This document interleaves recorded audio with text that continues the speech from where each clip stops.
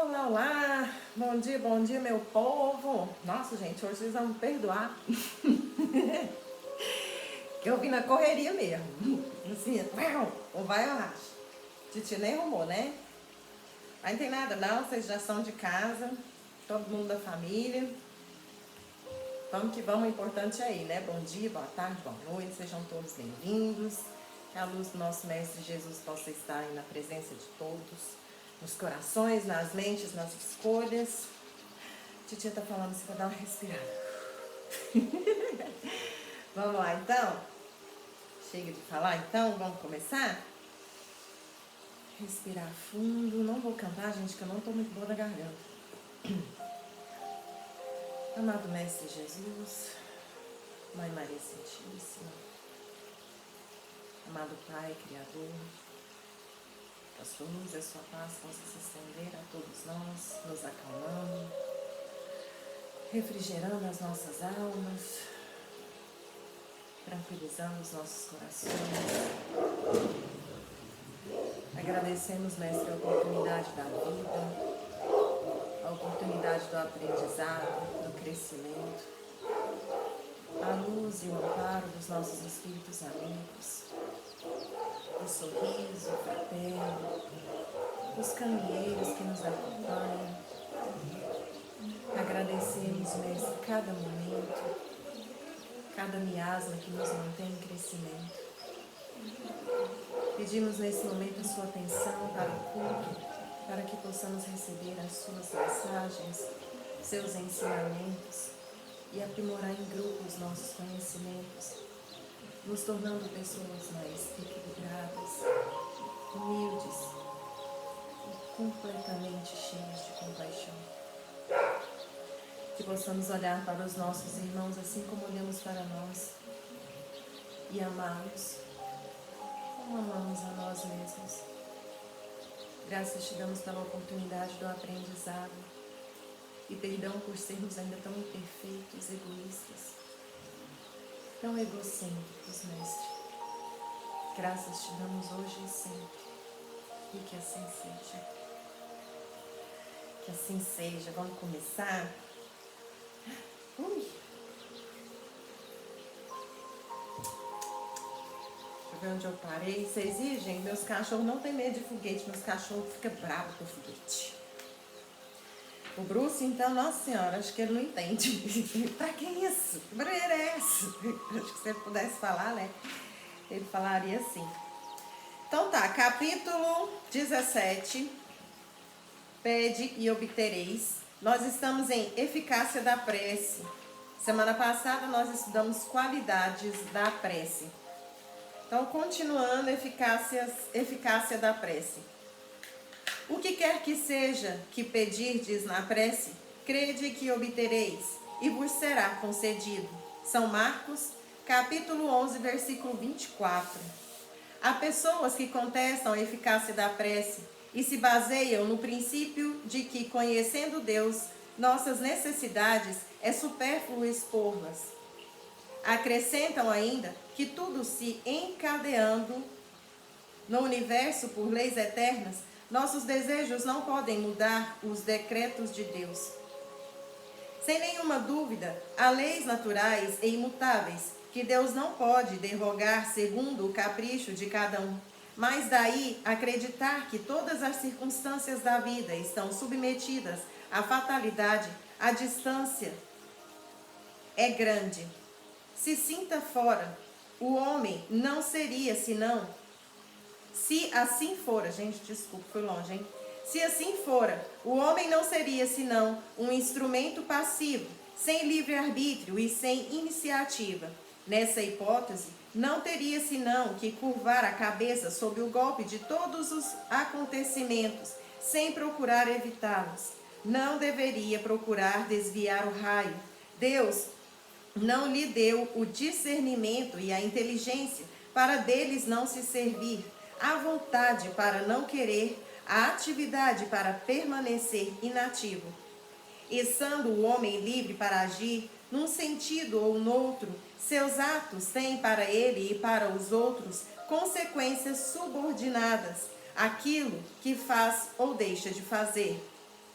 Pela sua iniciativa há, pois, acontecimentos que escapam forçosamente à fatalidade e que não destroem a harmonia das leis universais, como o avanço ou o retardo da agulha de um pêndulo não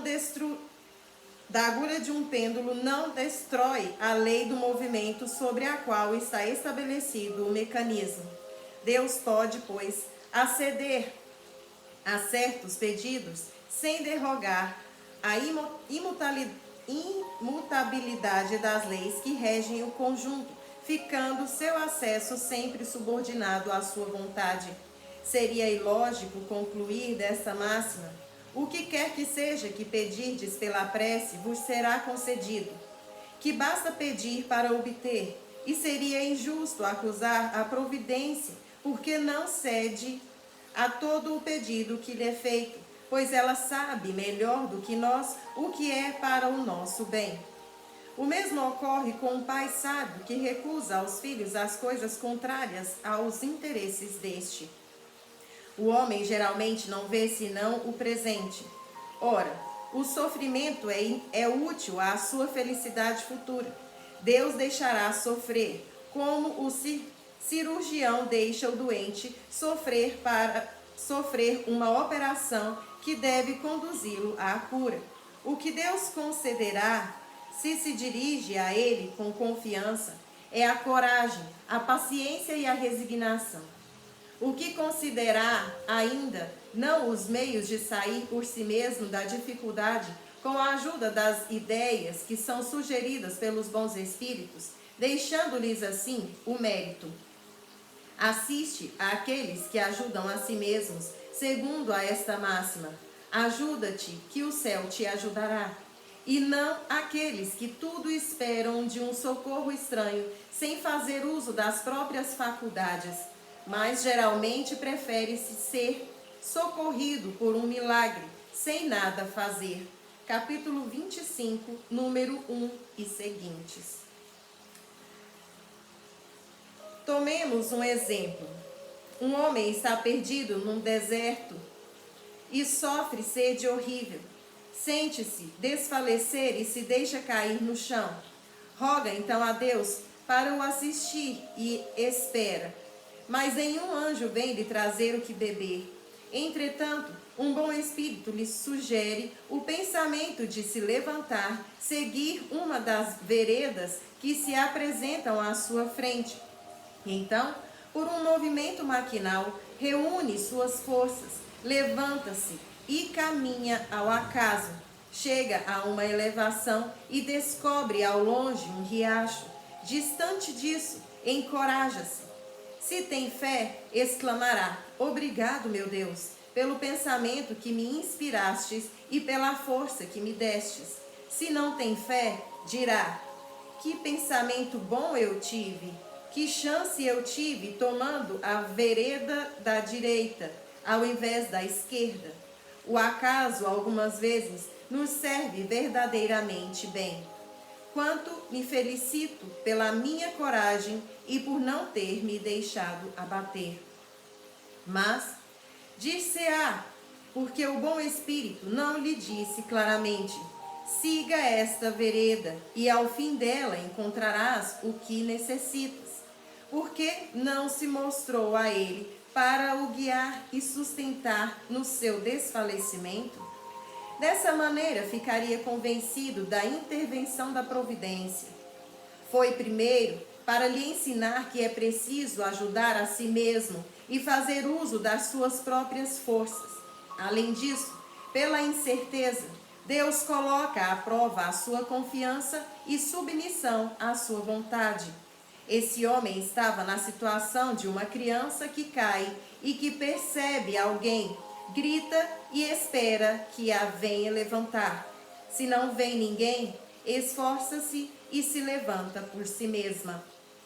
Se o anjo que acompanhou Tobias lhe tivesse dito: eu sou um enviado por Deus para te guiar em tua viagem e te preservar de todo o perigo, Tobias não teria tido mérito algum. Confiante no seu acompanhante, não teria mesmo necessidade de pensar. Por isso, o anjo não se fez reconhecer, senão no regresso. E é muito interessante isso aqui, né? Fala muito sobre a gente. Quando a gente perde ali a vontade de fazer as coisas e deixa cair na preguiça, fala, não, foi Deus que quis assim, deixa aí. Não é bem assim que funciona não, tá? Aqui tá falando pra gente ter fé, pra gente acreditar, pra gente ter firmeza, mas pra gente levantar e fazer alguma coisa, não é pra gente esperar cair do céu não, né? Que os nossos guias, os nossos anjos da guarda, os nossos mentores, como você preferir dizer, eles estão aqui para nos inspirar, para nos dar uma ideia do que fazer, não para fazer pra gente. Tá vendo a diferença? Olha, meu filho, eu acho que o ideal seria se você levantasse, seguisse esse trem aqui, ó, para ver o que dava. O que você acha? Porque se você ficar parado aí, você vai morrer. Não é para falar assim, meu filho, me dá sua mão aqui que eu vou te carregar. Apesar de que é praticamente isso, porque toda situação difícil que a gente se encontra, quem carrega a gente, né? É claro que a gente precisa andar com as próprias pernas. Desculpa, gente. É claro que a gente precisa tomar atitude, ter iniciativa, fazer por nós mesmos. Mas somos sempre inspirados, vigiados, cuidados. Agora, a escolha é nossa, né? Todo mundo gosta de falar do livre-arbítrio. Ah, eu tenho livre-arbítrio, eu faço o que eu quiser. Mas na hora do socorro não tem livre-arbítrio, não vem cá e faz um milagre pra mim. Então né? Vamos pensar nisso aí. Livre-arbítrio, milagre, é tudo uma questão de escolha. De vibração, de frequência, de valores, pensamentos, né? Então que a gente possa sim ter fé, sempre aguardar uma inspiração do alto, mas que a gente tenha consciência de que nós é que vamos fazer por nós mesmos. Ninguém vai descer aqui fazer por nós, não. A atitude é nossa, a escolha é nossa, a melhoria é nossa. A força é nossa, a dor é nossa, é tudo nosso. O erro é nosso e o acerto também é nosso. Mas nós temos que fazer por nós. Ah, eu vou lá no centro que eu tô sofrendo um ataque assim, assado. Vou lá no centro para eles tirar meu único barco. Vai adiantar? Não. Lá no centro eles vão te ensinar a ser uma pessoa melhor. A ser uma pessoa honesta, uma pessoa verdadeira consigo mesma. Né? A não dar corda para depressão, que é o mal do século. Todo mundo vive aí acelerado. Então vamos diminuir a velocidade. Vamos ter mais contato com a natureza. Vamos preferir um banho de cachoeira, ir para Caldas Novas, andar de jet ski. Né? Essas coisas assim. É isso que o povo do centro vai ensinar. Pisar na grama, respeitar os mais frágeis, seus animais, cuidar dos seus pets. Entender que é um espírito em evolução assim como você. E que você vai receber do alto assim o que se oferece para eles. Né? Porque assim como está Deus para nós, nós estamos para eles. Então que eu possa ser um bom atendente. Eu vou atender esse serzinho aqui. Porque na hora dos milagres, né? Eu quero ver. Mas se eu vejo um bichinho na rua passando fome, a prefeitura cuida. Nem tinha que estar aqui, cadê a carrocinha? Né? Então, que a gente possa ter a humildade de ver a nossa pequenez, a nossa imperfeição, a nossa sombra, respeitar isso em nós, abraçar com carinho e tentar ser melhor. Beleza? Então, vamos lá? Livro dos Espíritos. Nós estamos no livro 4.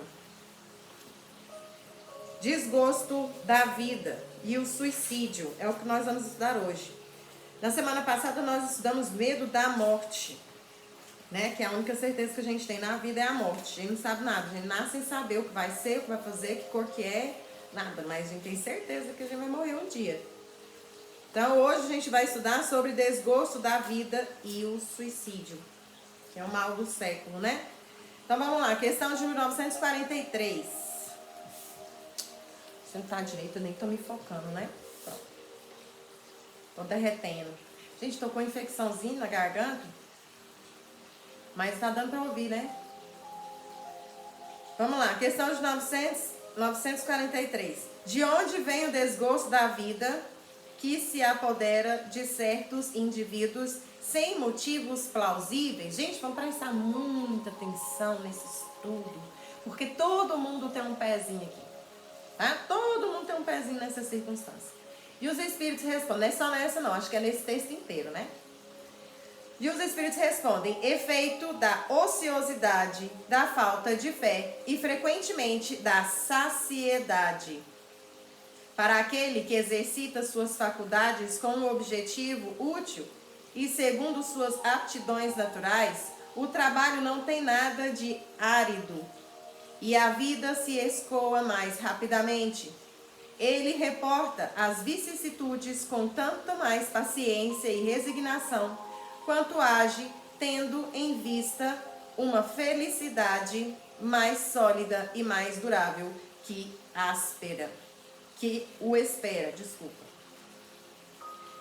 Então aqui vem falar um pouco das nossas escolhas, né? Aqui pegou o foco da profissão como exemplo, mas as nossas escolhas é que dificultam a nossa vida, né? Resumindo, é isso. Eu vou dar um pouquinho mais para não falar fora de hora. Questão de número 944. O homem tem direito de dispor a sua própria vida? E os espíritos respondem: o que é dispor? E os espíritos respondem: não, só Deus tem esse direito. O suicídio voluntário é uma transgressão dessa lei. E é um dos crimes contra si mais, né? Doído. Na mesma questão, o suicídio não é sempre voluntário? E os espíritos respondem: o louco que se mata não sabe o que faz. E tem também o suicídio de prestação, né, gente? Cigarro, colesterol demais, cachaça demais, drogaiada. Então isso aí também é uma forma de suicídio um pouco mais lenta, né? E a maledicência, a inveja. Gente, a inveja dá uns câncer que você não tá entendendo. Pode olhar, cara, anota. Eu já fiz isso. Anota no seu caderninho. Dia que você conhecer uma pessoa invejosa, que adora apontar lá fulano, nossa, lá Beltrano, nossa, que cabelo é esse? Nossa, olha essa roupa. Anota no seu caderno e assiste essa pessoa até a terceira idade. Eu te garanto que ela vai ter câncer em algum lugar. Moça, escreve no seu caderninho. Isso daí eu tô falando, isso é frequência, é matemática, tá? Escreve no seu caderninho. Então o povo que fica aí falando: nossa, Beltrano fuma, Beltrano bebe, Beltrano come carne. Você também vai ganhar a sua colheita. Continuando, 945. Que pensar do suicídio que tem por causa o desgosto da vida? E os espíritos respondem: insensatos. Por que não trabalhavam? A existência não lhes seria uma carga. Então, está falando aqui, se eles não trabalhassem. O que é trabalhar? Não é ir para o serviço ganhar dinheiro, não.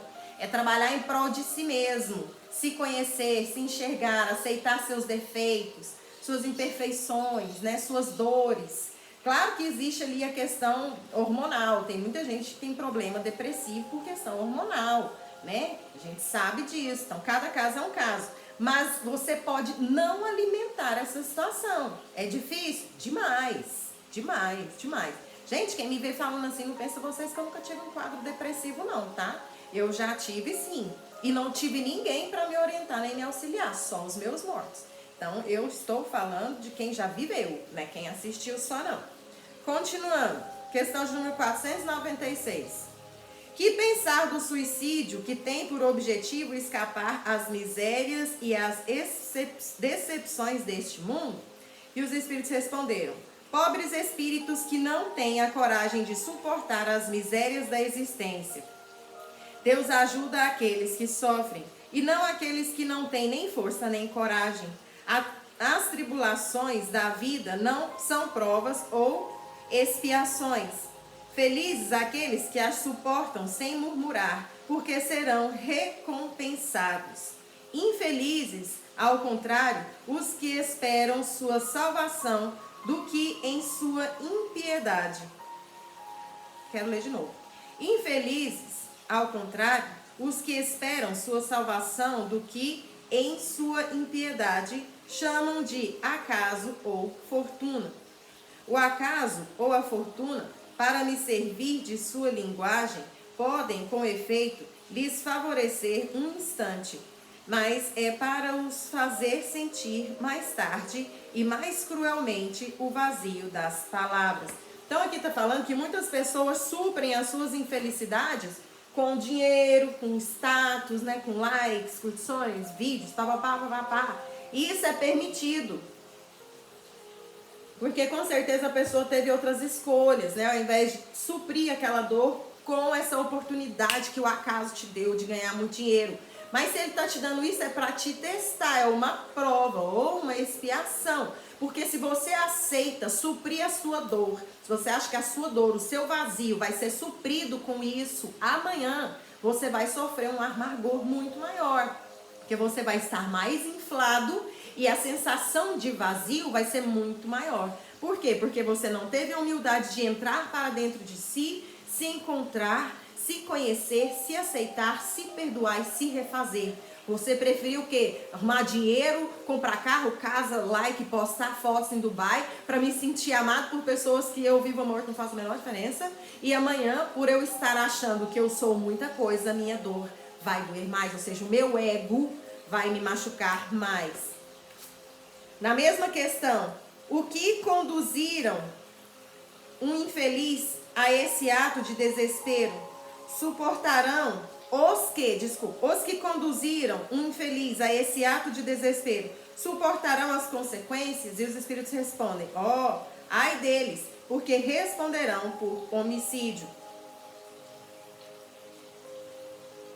Então, gente, você que, tirou, Deus, perdão, mas nem tem que falar, né? É verdade, ceifou sua própria vida, ou aqueles que têm a intenção de fazer isso, tá aqui, né? Que você vai responder por homicídio. Mas eu tirei a minha própria, não interessa, tirou uma vida.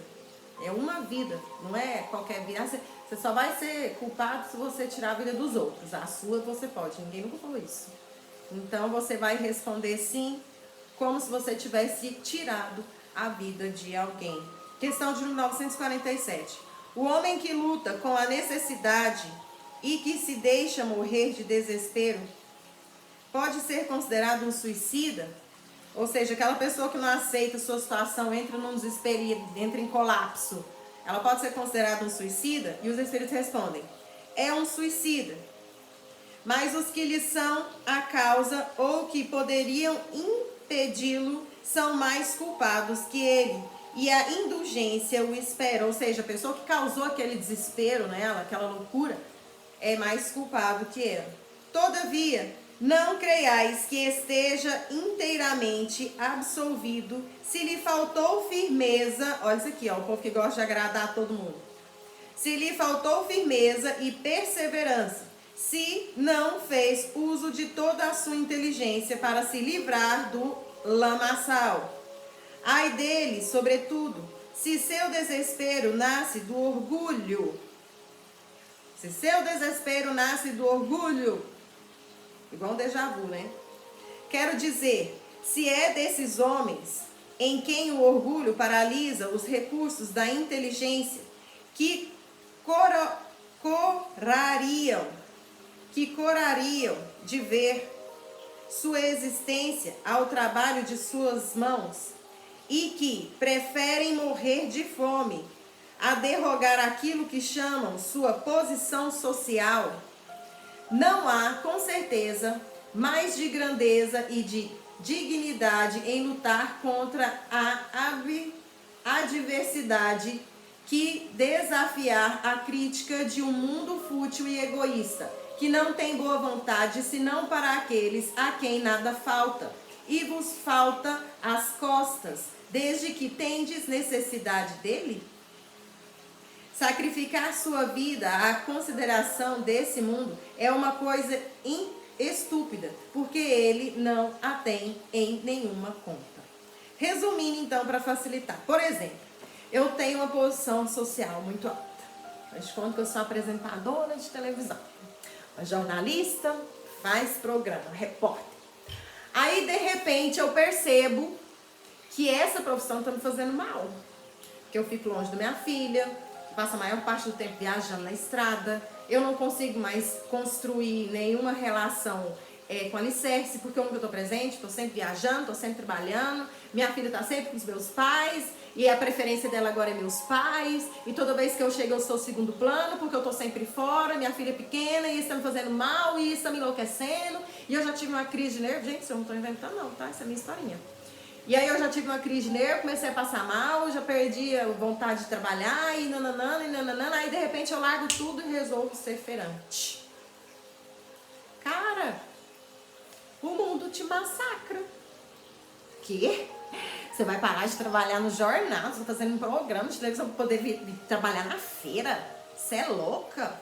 Nossa, o que te deu na cabeça? Você tá passando mal? Aí eu, pra não, assim, perder aquela vista, aquela crítica positiva das pessoas que te cercam, né? Mas que não suportam ver sua vitória. Diga-se de passagem. Mas que são seus amigos. Aí eu vou continuar trabalhando lá no jornal e não vejo minha filha se torna uma adolescente rebelde. Quem é você para chamar minha atenção se eu nunca estava aqui? Eu não, filho. Se você acha que a profissão de jornalista, se essa profissão que me faz só ter um rostinho bonitinho na televisão, porque o salário é uma... Não tem salário, é tudo blá blá blá. Não tem. Aí eu vou lá alimentar meu ego e deixar... Não, gente, foi a melhor coisa que eu fiz. Deixei de trabalhar para virar feirante, para vender roupa, para ir viver de frila. E eu tenho a minha filha, eu sou a melhor amiga da minha filha, consegui construir relações maravilhosas e venho crescendo cada vez mais dentro de mim, me descobrindo, me conhecendo, me realizando. Então aqui tô falando que as pessoas que optam em continuar, tá ali doente, continua, aí morre, dá um colapso, um desgosto, dá um câncer e morre, é considerado suicida? É considerado suicida sim. Você alimentou uma situação que estava te fazendo mal porque o seu orgulho, a sua vaidade não te permitiu se rebaixar da posição que você acreditava que tinha. Para poder se levantar novamente. Aí você entrou em desespero, teve um colapso. É suicídio? É suicídio. Falta de humildade também mata. Beleza? Então, questão de número 498. Deixa eu ver se nós vamos até o final. É 948. Não dá pra gente ir até o final, não. Então, nós vamos mais essa questão, porque senão a gente atrasa no estudo, tá? 948. O suicídio, que tem por objetivo escapar à vergonha de uma ação má, é tão repreensível como o que é causado pelo desespero? Então tá perguntando se a pessoa que tira a própria vida porque fez uma coisa que morre de vergonha, se é tão feio quanto aquela pessoa que morreu de desespero, de colapso, né? Isso também é suicídio. Que os espíritos respondem: o suicídio não apaga a falta, ao contrário, haverá duas em lugar de uma.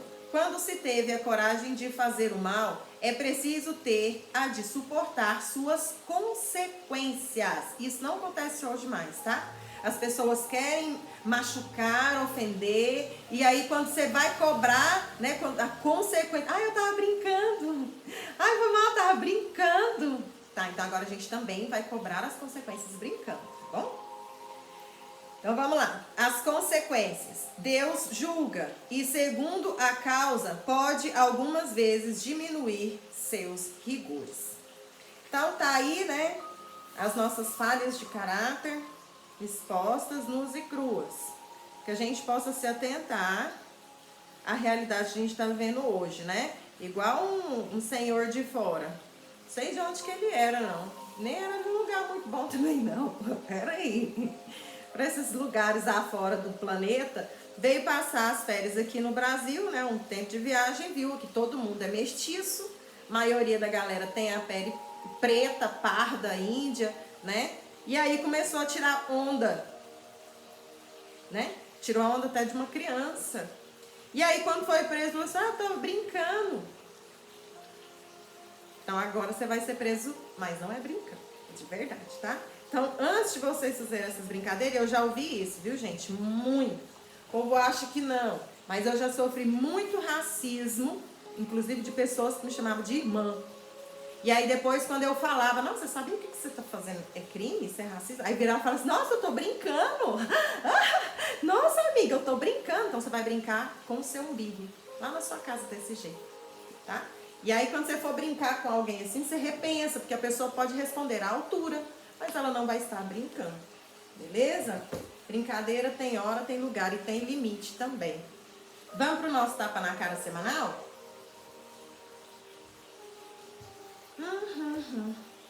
Vou pegar esse aqui, tem muito tempo que eu não pego, né? Tô puxando um saco danado, aquele ali. Ai, gente.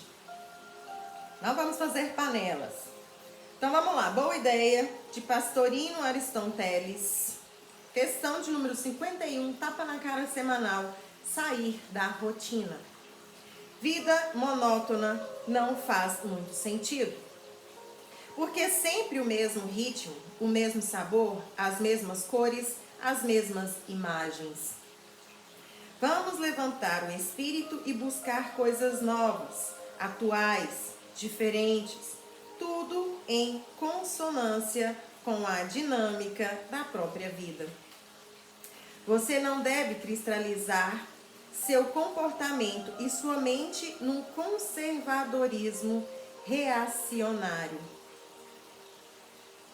Evolução é lei e bom senso é norma.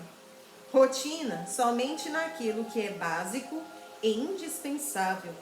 Viver no passado não vale a pena. Viver, se possível, no futuro, pisando o chão da atualidade. Seja flexível, mude para melhor. Ai, que legal! Gostei desse texto. E a gente precisa mesmo, né? A gente precisa perceber que tudo evolui. O ser humano, ele criou uma carapaça, né? Que ele sente muita dificuldade de evoluir. O mundo inteiro está evoluindo. Se você não evoluir, você vai ficar para trás. Ah, não, é tradição. Tá, mas a tradição fica, você segue e continua caminhando. Você não para ali na tradição, não. Você tem que continuar aprendendo. É muito lindo, principalmente o pessoal do Nordeste, eu acho muito lindo. Que eles carregam ali a força da tradição, né? As culturas. Para mim, a tradição é a cultura que você vai estar ali, né? Revivendo e contando a história para as novas gerações. Não é deixar de evoluir. E é lindo. O dia que eu viajei, eu e meu marido já fez isso. A gente pegou o carro aqui e foi parar lá na pontinha do Brasil. Lá nos Lençóis Maranhenses. Gente, é mágico. Você vê a cultura das pessoas, a força, né? É muito lindo. A história deles e a alegria que eles têm de contar. A história, mas eles continuam evoluindo. Eles não estagnaram, não. Então, você mudar, ser diferente, aprender o novo, se comportar de uma forma melhor, não é ser fraco, não, tá? Muito pelo contrário. Tem que ter muita força para manter suas tradições e ainda assim continuar evoluindo. Vamos lá, então, fechar os nossos olhos. Agradecer a oportunidade, mais uma vez, de estarmos aqui reunidos, estudando, aprendendo, trocando informações, experiências, carinhos e fortalecendo uns aos outros. Que a nossa luz, a nossa paz possa carregar, mestre, pelo menos 1/3 da sua luz e da sua paz. Que possamos ser instrumentos do seu trabalho, do seu amor e caminheiros da última hora. Graças te damos, mestre, hoje e sempre, que nossa semana continue assim abençoada. Que assim seja. Que assim seja. Abençoada mesmo, gente, porque eu comecei a sentir uma dor de garganta. Gente, dica que eu dou. Quando vocês começarem a sentir essa dor de garganta, essa gripe, vocês já começam a tomar remédio. Não espera a bicha começar, não. Porque a bicha é bruta. Meu Deus do céu, que bicha bruta. Olha, eu comecei a sentir mal, comecei a sentir a garganta arranhar meio-dia de segunda-feira. Quando foi segunda-feira, 4 horas da tarde, Jesus amado, eu com febre. E a garganta não conseguia falar, ficava assim. E eu vontade de deitar, parecia que o mundo acabava em cama pra mim. E eu falei, quê? Já corri ali, já tomei um xarope de mel com limão, açafrão. Fiz uma batida de alho com creme de folhas de açafrão, com mel. Nossa senhora, não é gostoso não, gente, mas funciona. E tomando remédio, ó. Por isso que eu tô em pé, porque caso contrário... Então, gente, pelo amor de Deus, quando vocês começarem, vocês já correm e tomam remédio. Não espera a bicha se alojar, não, porque senão vocês não vão dar conta. E eu não tô saindo de casa, não é porque eu tô mal, é pra não contaminar ninguém, porque nós estamos contaminando todo mundo. E contamina, viu? Veio lá da escola da minha menina, aí pegou em mim, pegou no marido, foi pegando, eu falei, quê? Vamos ficar dentro de casa. Daqui a pouco nós saímos. Porque a bicha é bruta, então deixa aí. E vai vacinar, viu? Vai abrir a vacinação para todas as idades na segunda-feira que vem, agora na próxima segunda. Então, pelo amor de Deus, corre lá, vamos vacinar. Beleza? Então vamos continuar. Herdeiros do Novo Mundo, Espírito Lúcio, André Luiz Roriz. Nós estamos numa reunião mediúnica onde Bezerra de Menezes deu bastante ênfase na necessidade da gente se vigiar, já que a gente está disposto a fazer um trabalho mediúnico, a servir, né, como é que eles falam? Eu estou com a cabeça tão ruim. Trabalhadores da última hora. Obrigada. Então é isso. Resumindo, é isso, tá? Continuando então, porque a gente tinha parado na fala. Depois de breve pausa, continuou explicando, né, o Bezerra de Menezes. Aí ele explicou e ele terminou, agora a gente continua ainda com um pedaço da fala do Espírito da Verdade. Os obreiros do Senhor, não estava escrito bem aqui na frente, eu te perguntei. Os obreiros de Senhor. Aproxima-se o tempo em que se cumprirão as coisas anunciadas para a transformação da humanidade. De todos serão os que houverem trabalhado no campo do Senhor com desinteresse e sem outro móvel, senão a caridade. Seus dias de trabalho serão pagos pelo cêntuplo do que tiverem esperado. Ditosos os que hajam dito a seus irmãos: trabalhemos juntos e unamos os nossos esforços, a fim de que o Senhor, ao chegar, encontre acabada a sua obra. Porquanto o Senhor lhes dirá: vinde a mim, vós que sois bons servidores, vós que soubestes impor silêncio aos vossos ciúmes e às vossas discórdias, a fim de que daí não viesse dano para a obra. Mas, ai daqueles que por efeito de suas dissensões houverem retardado a hora da colheita, pois a tempestade virá e eles serão levados no turbilhão. Clamarão: graça, graça. O Senhor, porém, lhes dirá: como implorais graças, vós que não tivestes piedade dos vossos irmãos e que vos negastes a estender-lhes as mãos, que esmagastes o fraco, ao invés de ampará-los? Como suplicais graças, vós que buscastes a vossa recompensa dos gozos na terra e na satisfação do vosso orgulho? Isso aqui vai para a galera que gosta dos likes, né? Já recebestes a vossa recompensa, tal qual a quisestes. Nada mais vos cabe pedir. As recompensas celestes são dadas para os que não tenham buscado as recompensas da terra. Deus procede, nesse momento, ao censo de seus servidores fiéis e já marcou com o dedo aqueles cujo devotamento é apenas aparente, a fim de que não usurpem o salário dos servidores animosos. Pois aos que não recuarem diante de suas tarefas, é que ele vai confiar os postos mais difíceis na grande obra da regeneração pelo Espiritismo. Cumprir-se-ão estas palavras: os primeiros serão os últimos e os últimos serão os primeiros no reino dos céus. O Espírito da Verdade, Paris, 1862. Então tá aqui o recado, né, do Espírito da Verdade. Quem sabe, sabe quem é o Espírito da Verdade. Quem não sabe, um dia saberá, né? E continuaremos então o texto. Então, filhos queridos, as recomendações de todos nós para as diversas casas de Deus são resumidas na solicitação da tolerância recíproca, do respeito ao semelhante, do carinho para com todos, do trabalho incessante no bem e na vigilância sobre si mesmo. Tal esforço não é somente de minha parte.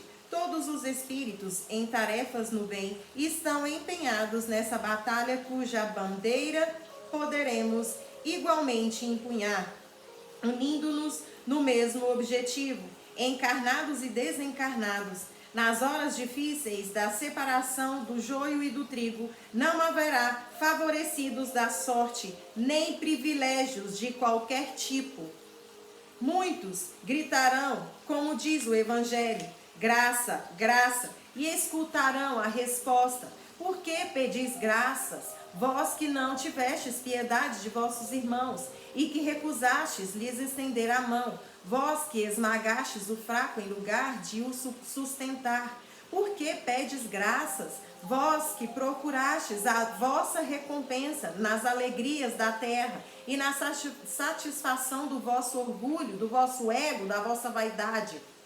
Bezerra sorriu, demonstrando ter encerrado a orientação coletiva, dando oportunidade para que, sob a direção de Ribeiro, os trabalhadores retornassem às tarefas específicas nos diversos setores daquela oficina do bem.